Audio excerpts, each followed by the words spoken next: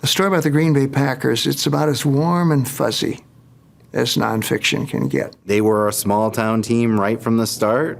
It's certainly the little town that could. It's the professional town with a college spirit. You'll see teams just make a big deal out of a playoff berth or a wild card berth. Not in Green Bay.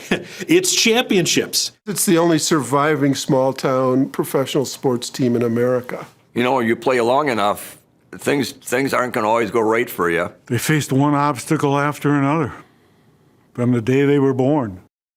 Gentlemen, this is the most important play we have. The play we must make go. The Vince Lombardi Trophy is coming home where it started.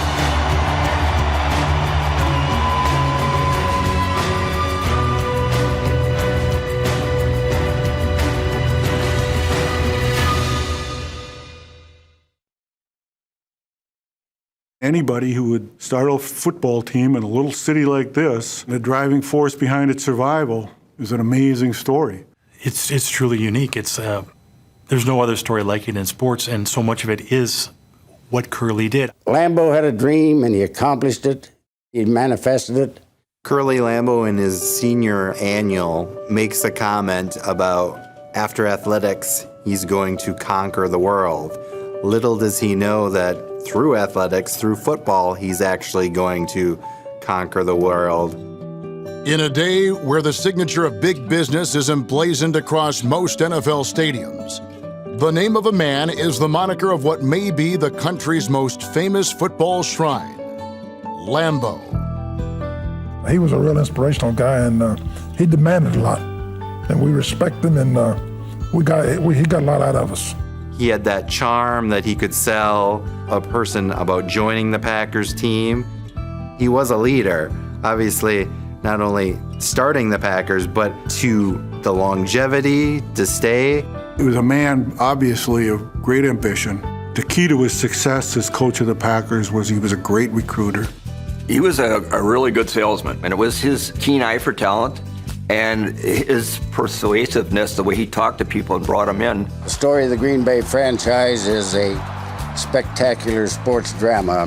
Where would you ever suspected that a town of 45,000 would get a franchise and compete against the big cities in the National Football League? Writers in New York are writing that until the NFL throws Green Bay out of the league, it'll never be big time. They're on top of the world, yet they're really not. As a new decade dawns, Green Bay is winning games, but not producing enough revenue. Packers are coming off a championship season where they made $1,000. Financially, they just weren't bringing in the money that the bigger New York, Chicago, those type cities were bringing in. When the 1930s turned into the 1940s, the Packers were still selling only about 2,000 season tickets. The NFL of that time was still a small operation. It was a minor sport. College football was the big sport, and pro football was an afterthought. It was not very well covered. It was not very well attended. August 1940. The season begins with Lambeau's nucleus intact. Green Bay Packers square off against the college all-stars at Soldier Field. It was the NFL champion of the previous season playing a group of college draft picks of NFL teams put together for just that one game. And at that time, Soldier Field held 85,000. So it was the biggest stage in football. So that was another appeal to Lambeau. Lambeau had a big ego. It is a crowd of well over 84,000. In the early years, the college teams could hold their own with the pros. Adding strength to the college experts' opinion that they were on the same level as professional football teams. Lambeau had lost to the All-Stars the first time the Packers played him. Revenge was on his mind. Arch Ward, who created the College All-Star Game, was never quite convinced that we were better than the college teams because we didn't beat them. We got back at them and beat them 45-28. And Arch Ward says pro football has finally arrived. I asked him one time, what do you think was a singular thing that you accomplished as a coach? He said, you know, you'll be surprised, the 1940 College All-Star Game. Up until the day he died, he called it his biggest victory. Said because at that time, people were still thinking that college football was on the same level as pro football. And that might seem odd to football fans today because it's still listed as an exhibition game in the all-time scores. With his personal victory behind him, Lambeau now feels the sky's the limit. On a frigid day, November 1940, the Packers board a United Airline flight bound for New York. Curly was, known as an innovator of sorts. Packers were the first team to fly to a road game. They took a train to Chicago and cabs to the airport. They boarded 2 DC-12s to fly to New York. The league required them to fly in 2 airplanes, fearing the possibility of a hard disaster that would wipe out the franchise. They had to stop in Cleveland to refuel. The milestone is marred. There was fog in New York, and they wouldn't be able to continue the trip. They had to take a train from Cleveland to New York. And got there about 12 hours late. Fortunately, they had left 3 days early. 1941 starts much like 1940. Teams knew that if they had the Packers on their schedule, they were going to have a good turnout that day for the game. They were still a good draw on the road. George Halas was happy with that down in Chicago. Some of his biggest crowds for the Packer game down there every year. At home, it's a different story. Ticket sales continue to disappoint. NFL owners are losing money when they play in Green Bay. 1941, Curly Lambeau comes back from the NFL's annual meeting where they set the schedule, and he only has, at that point, 2 teams, Chicago and Detroit, willing to play in Green Bay. Nobody else wants to play here. Green Bay was just too small to support a professional football team, especially at that time. The Packers were having trouble drawing for some of their home games. They'd always get a sellout for the Bears, usually a big crowd for Detroit, but the other game was always a tough sell, particularly if it fell on deer hunting weekend. Men in Green Bay do have their priorities. The board of directors tap into the well that is their constant support. They meet with over 40 of Green Bay's most prominent business leaders to discuss plans for an upcoming season ticket drive. So it's something that was just inbred into the community. A lot of people that just love football and wanted to see it survive. So they set a goal in 41 to try to sell 5,000. They felt that was what they needed to stay in the league. The Packers fall short again. They sell 2,864 season tickets, not much more than half. The Packers end the season 10-1. The Bears are 9-1, with another week to play. The Packers are assured no less than a tie for the Western Division title. The Bears had one more game left. They needed to win to force a playoff. So the Packers took a train from Green Bay to Chicago, go down to Comiskey Park to watch the Cardinals play the Bears. That's a big game. If the Bears get beat, we'll be Western Division champions and we'll be in the NFL championship game. The Chicago Bears beat the Chicago Cardinals and force a playoff game against the Packers. December 7th, 1941. They were sitting in the end zone at Comiskey Park when the announcement was made. Special news bulletin. The Japanese have attacked Pearl Harbor, Hawaii by air, President Roosevelt has just announced. The bombing of Pearl Harbor, that drew the United States into World War II. Yesterday, December 7th, 1941, a date which will live in infamy. The United States of America was suddenly and deliberately attacked by naval and air forces of the Empire of Japan. The immediate reaction of the players was that they knew they were going off to war. They also knew that they had a football game to play the next weekend. The Bears were the monsters of the Midway at the time and were favorites. That game was an instant sellout, 42,000. The Bears reign victorious, defeating the Packers 33-14 at Wrigley Field. The Bear-Packer series, they created a lot of interest. These men were in the limelight. The publicity they got extended beyond Green Bay in Wisconsin. The following week, Chicago hosts the New York Giants for the NFL championship game. The attendance, a mere 13,000. The Bear-Packer game was bigger than the NFL championship game. The fans just didn't think that would be as good of a game because the Giants weren't the Packers. 1942. The United States is at war. Every community affected. The Green Bay Press-Gazette is riddled with stories from the front. NFL was greatly affected by World War II because of how many personnel had to go into service. Some, of course, volunteered, but some were drafted right out of school, taken out of their senior year. Some teams merged during the war years just to be able to survive. Philadelphia and Pittsburgh merged. They were called the Steagles, and they played together 1 year, and then in 44, the Cardinals merged with the Steelers, and they were called the Card Pit. 35 Packers are active players when they are called to serve. If you get drafted, or you're part of a reserve unit or the National Guard and you're getting called up, you are going to go. Among them, Packers back Tony Canadeo, drafted by Green Bay in 1941. He plays only 3 games of the 44 championship season and misses all of the 45 season while serving. My son was born, I came home on furlough, and that's the only reason I played the 3 games. I wouldn't have played 3 games if we didn't fake my wife having relapses. And they called me back and say they needed me. And I was playing for the Packers. I could have cried all the way back to Fort Bliss when I had to go back. He was a very durable halfback, multifunctional. He could run, he could pass, he could block, he could throw. One of those players well respected by his teammates because of what a fierce competitor he was. Only the 3rd player in NFL history to rush for 1,000 yards. All the desire in the world, a real pleasure to watch him run with the ball. On top of that, one of the finest fellows you ever met in your life. Football is not going to be the main thing in your life. Serving your country is going to be the main thing. There was consideration given to canceling the seasons.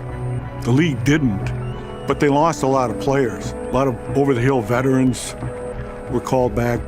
The league was just desperate for players. How are you going to be the same team you were if you lose a number of your main, people?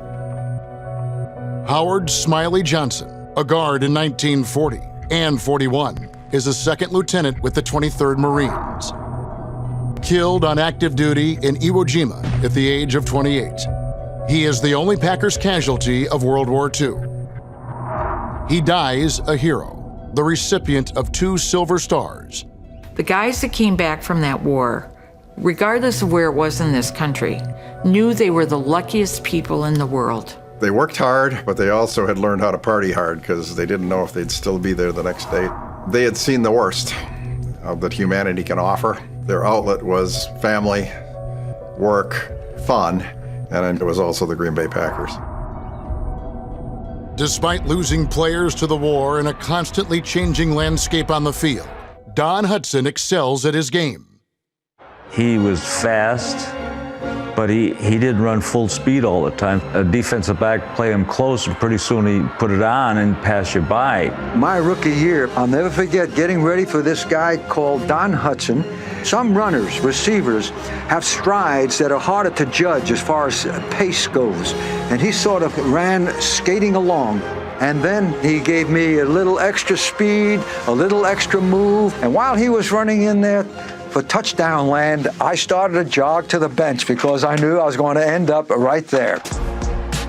When people talk about the greatest Packer ever, people today would put Hudson at the top of the list among the early Packers.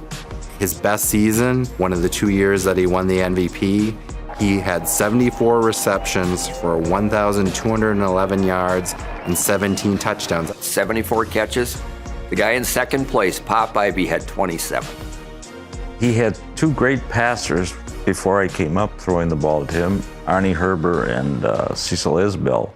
And then I came from a smaller school, and it took a while to calm down. You felt embarrassed when you threw it over his head or something like that. 3rd down for the Packers, still 2 yards to go. Russ Winnie, he was the Packer voice from 1929 to 1946. Signals called to the open, the ball goes back to Herbert. Herbert fades off to the left, he throws a pass to Hudson.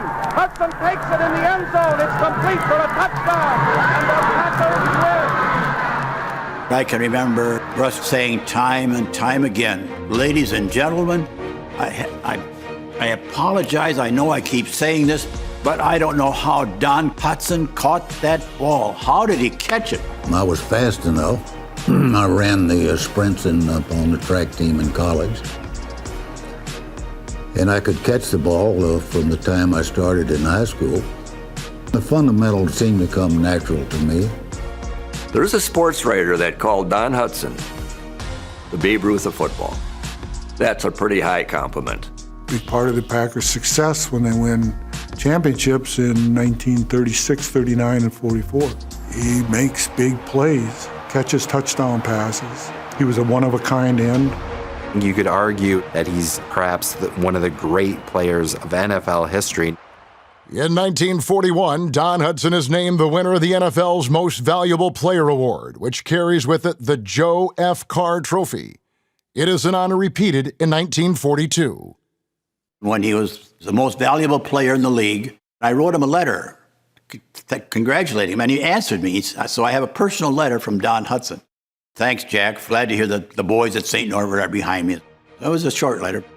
The guy did everything, and he had a terrific game. They played in Milwaukee. They played the Detroit Lions.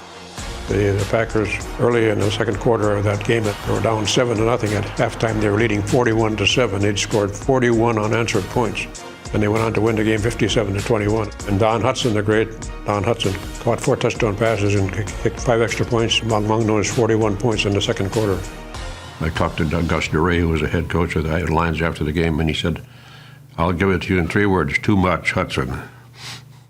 He played 11 NFL seasons. 8 times he led the NFL in receptions. 7 times he led the NFL in receiving yards. And 5 times he led the league in scoring. His records, 488 catches, almost 8,000 yards receiving, 99 receiving touchdowns. Those records weren't broken for decades. When he retired from the game, he was the leading scorer in the history of professional football, the leading receiver in the history of professional football, and the second leading interceptor in the history of professional football with 30 interceptions as a defensive back. And he also kicked short-range field goals and extra points. Aside from that, he didn't do too much. The Packers continue success on the field. All of it covered by the Green Bay Press-Gazette. Written by a determined and talented sports writer, Art Daly. All of a sudden he said, "I think it'd be kind of nice if I went and covered the Packers." I said, "Oh, really?" So he did. Came up here and just parked in front, which you could do then. And so he wasn't in there very long at all. And he just came out and said, "I got the job." Art Daly was the sports editor of the Green Bay Press-Gazette. Just your big, tall Irishman, big, friendly guy. Art loved the Packers, loved writing about them. Our whole life revolved around football. I couldn't have a conversation without Dad saying, "You know, that reminds me of the game in 1953 when such and such and such happened." I mean, it just oozed out of him. Art was always very positive and very upbeat, and even in a loss, Art would try to pick out what were some of the good things about that game. Covered them in the style of the day, very team-friendly approach, but he was a born raconteur, a born storyteller. He would talk about the good things the Packers did. He had all the books and the game guides, letters from other coaches and teams, and he was entrenched in it. He loved it. Alongside Art, a new up-and-coming sports writer climbs the Press-Gazette ranks. Art Daly and Lee Rimmel. The very fact that Lee ended up with the Packers, they were joined at the hip. I was a city-side reporter at the Press-Gazette, and I happened to have my desk next to George W. Calhoun. I asked him if I paid my own expenses to Milwaukee for a game against the Detroit Lions, would he allow me to write the sidebars? And he said yes. That was the beginning of it. Having had that opportunity whetted my appetite to do more. Art would do the game, but Lee did the sidebar stories. With Art, it was mostly all business. Rimmel, however, vastly different. Lee was a different breed of cat than Art Daly. Lee had a very flowery use of the English language, and that reflected Lee's love of language, first of all, but also of the Packers. We've got a lesson in the English language, reading what he had to say. Press-Gazette was a backer of the team. They were warp and woof tied to the Packers. People who are not Packer fans, Lee Remmel would have converted them. It's a big deal. Even when we lost the game, if you read the Press-Gazette, you thought Packers won the game, you know. The relationship between the Green Bay Press-Gazette and the Green Bay Packers was valuable to the Packers because they were basically a small business that needed some unpaid advertising, needed some promotion, and at a time that they needed it most, the Press-Gazette was there to help them along their way. Everybody in town was reading their sports page, so it was reciprocal. Both parties got something out of it. The 1944 season sees its share of struggles. Packers versus Bears at City Stadium, September 24th. Packers jumped out, fortunately, happily, to a 28-0 lead, and the Bears stormed back and tied it up. And in the fourth quarter, the Packers scored a Lou Brock, and then Ted Fritsch, who was an all-league fullback for the Packers, but also played linebacker, intercepted a pass and ran it back 55 yards for a touchdown, and the Packers won 42-28. So it was a great day. It's kind of a different year. They won the right games and looked good enough, played well enough against enough teams, have enough wins to get to the championship game, where they again played the Giants. Before a crowd of 46,016 fans, the Packers beat the Giants in New York, December 17th, 1944. Lambeau wins his 6th NFL title. The first one was in 1929. 15 years later, he wins again in 1944. So he won with totally different rosters. Being able to, year after year, put out a winner, that consistency it's very hard to do. The 1944 Packers championship team had this solid nucleus of linemen. Buckets Goldenberg's still there.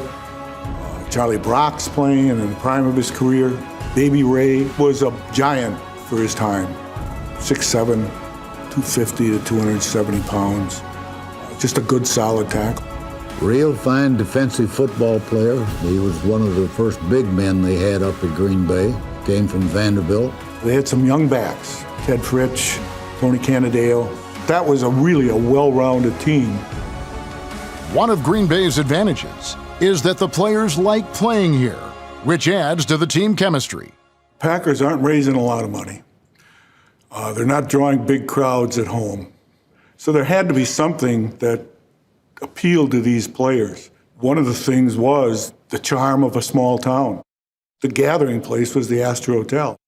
It was the little sister of the three big hotels in town, but it was a place where they were very welcoming to a lot of the rookies that came to town. They stayed there. Sue Allen was a surrogate mother for the players. She ran the front desk at the Astor Hotel. Wallen took good care of all those Packer players and made sure that they wrote letters home to their moms and made sure that they had clean shirts. She'd even call their mothers and report on them once in a while when she didn't like what she saw. But the end of the war changes the landscape of professional football, and Curly Lambeau is falling out of favor with fans. He went Hollywood and he got a little too big for his britches.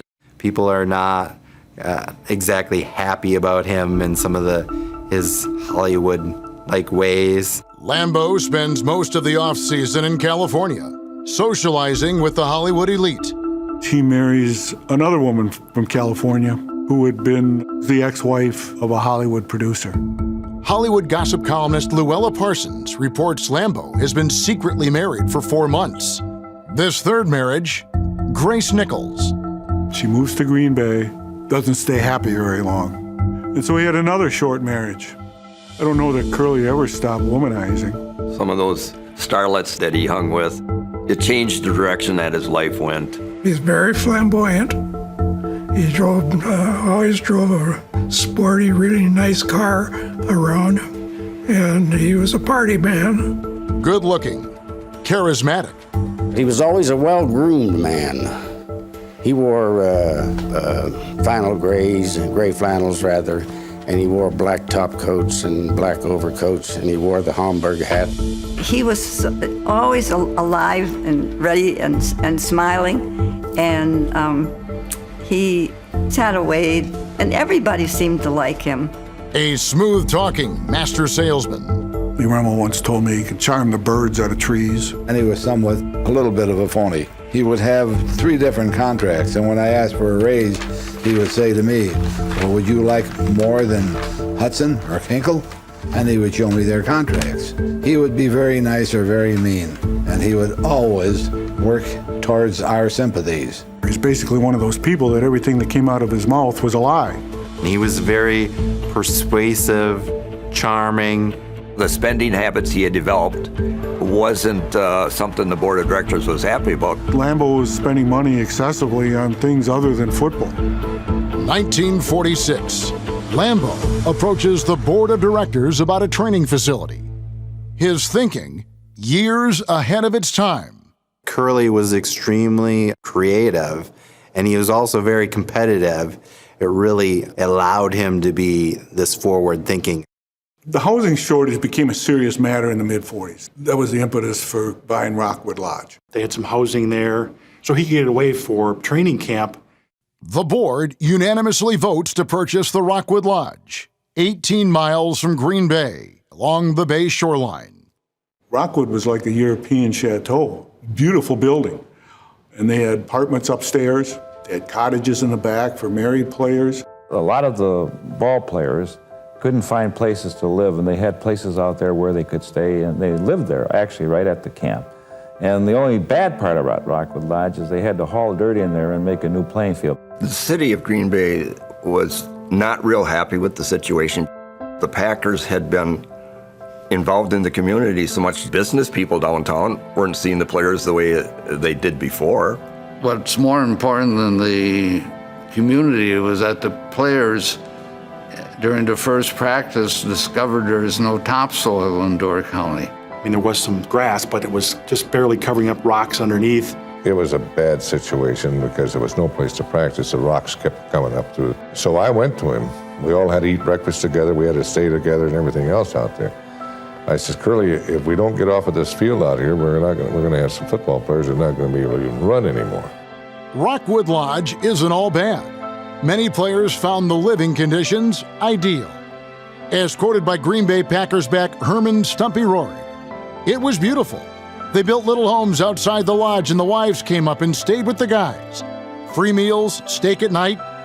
That was pretty plush living.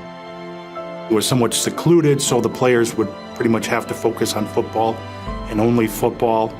But the amount of money paid for it put a strain on the organization.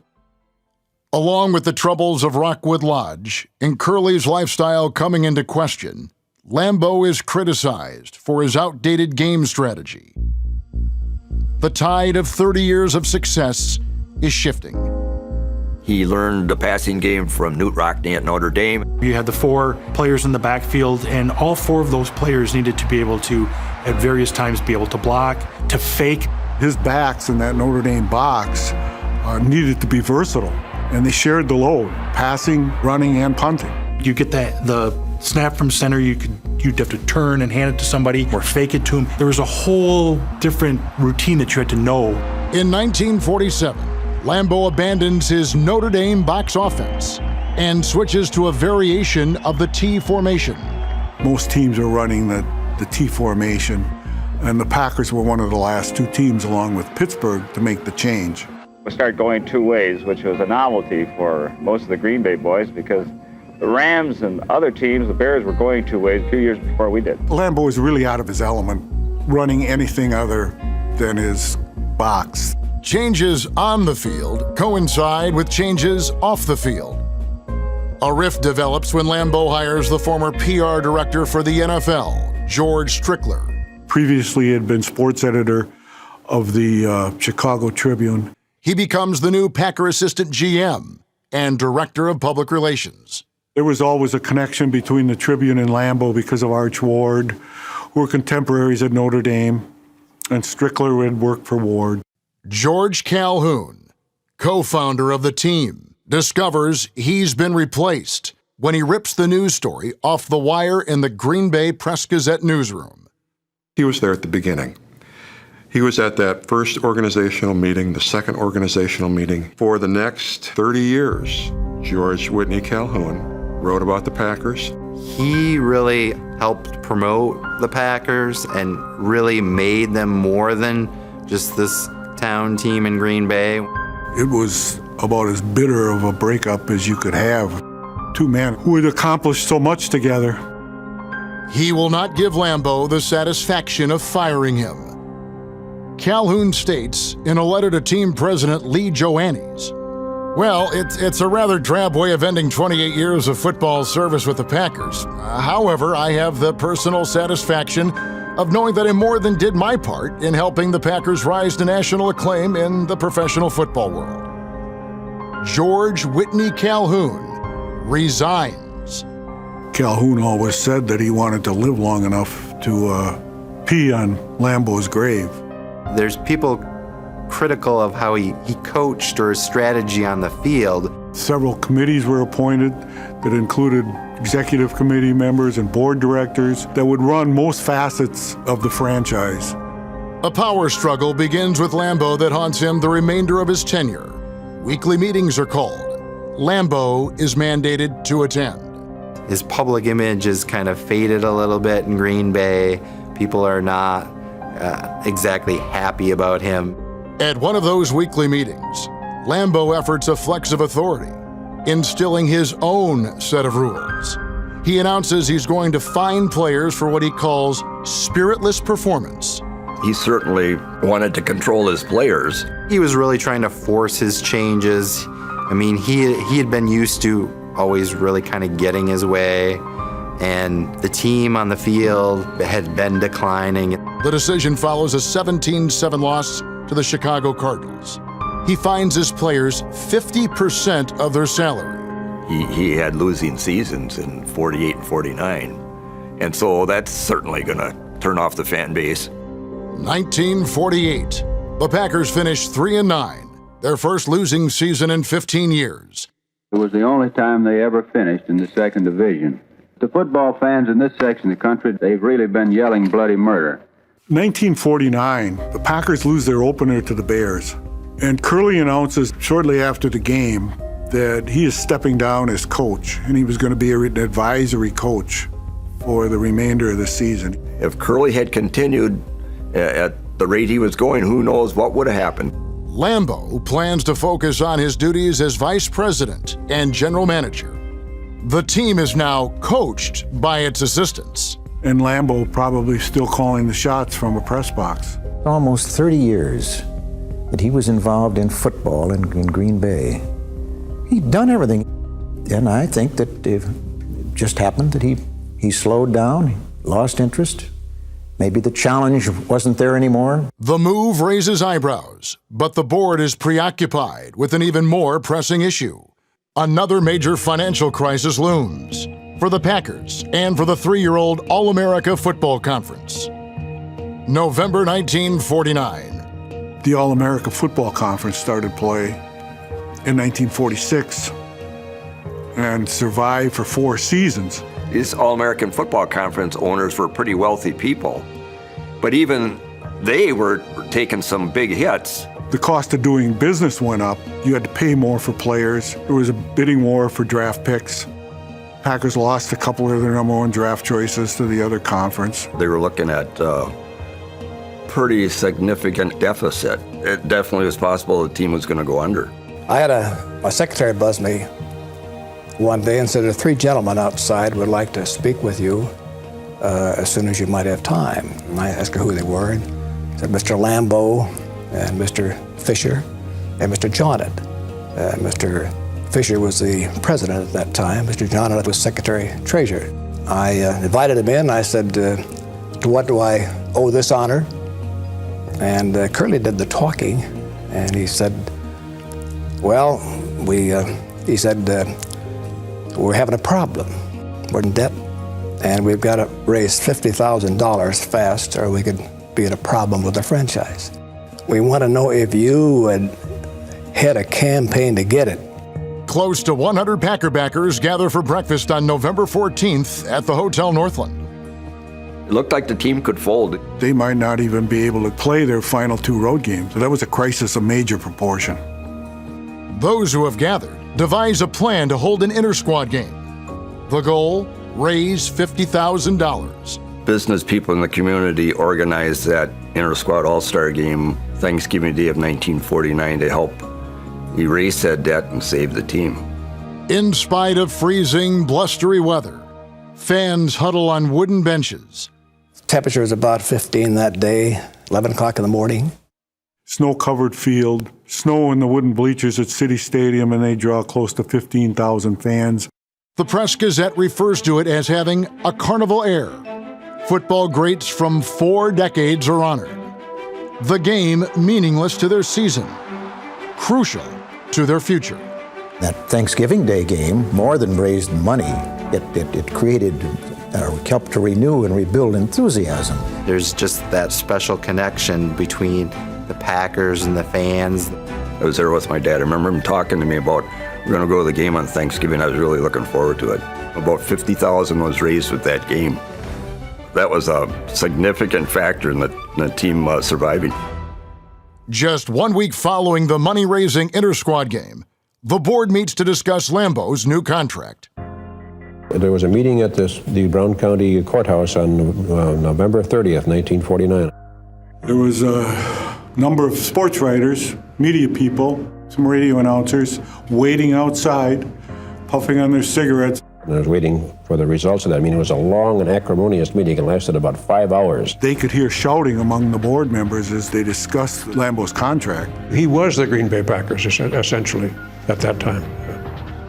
From 1919 to this point, it's been Curly Lambeau and the Green Bay Packers for 30-some years.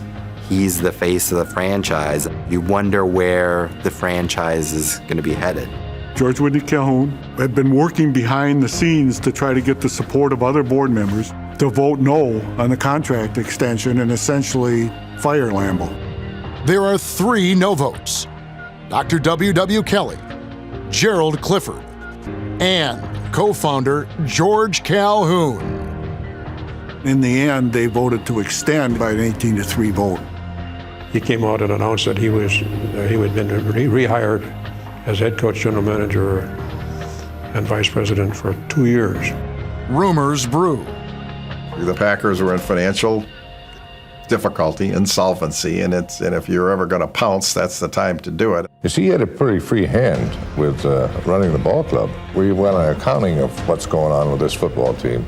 Then I think that's when all the problems started. He told the committee, I happen to be on it, that he had 4 investors who would each put up $50,000 if we would change it to a profit-making corporation.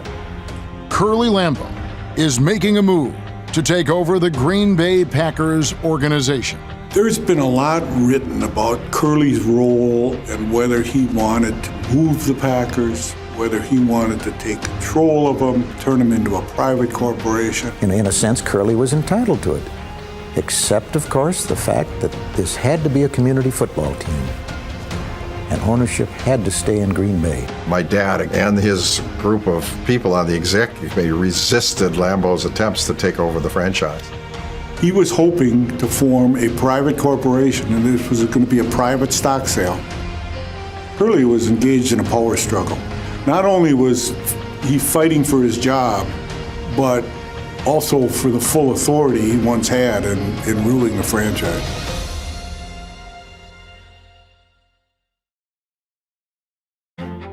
The Packer band leader came in my dad's place in a little bit north of Sturgeon Bay, and he saw me with my baton, and I was twirling, and that's all I ever did.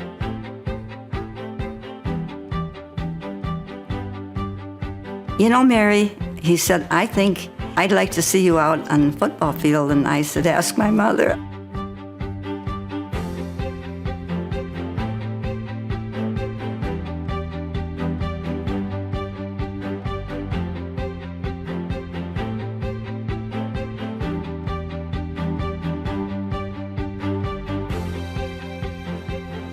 He said, you're going to be on next Sunday, and it was in the old stadium, and that was the start. I did it, and it was wonderful.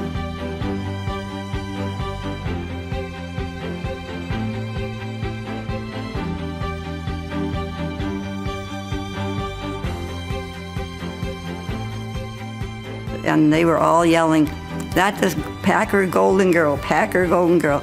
And I would throw my baton up and try to, catch it. I was assuming I'd catch it. In the paper the next day, it said that Green Bay's Packer Golden Girl did quite a job.